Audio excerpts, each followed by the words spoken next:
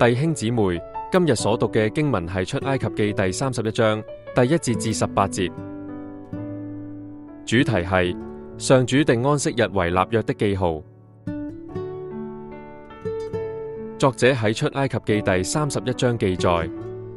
上主告知摩西，佢會委派比撒列同亞何利亞伯負責製造會幕以及會幕有關嘅器具，而上主已經賜予佢哋智慧、聰明同知識。嗰兩位工匠會帶領其餘嘅工人，確保按照上主嘅指示製作祭司嘅聖衣同完成會幕建造嘅工作。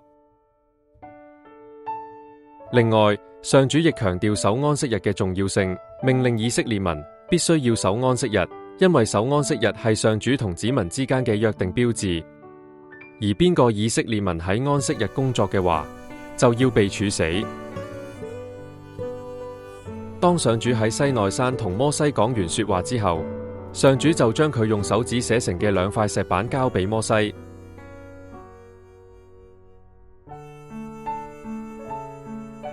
反省問題。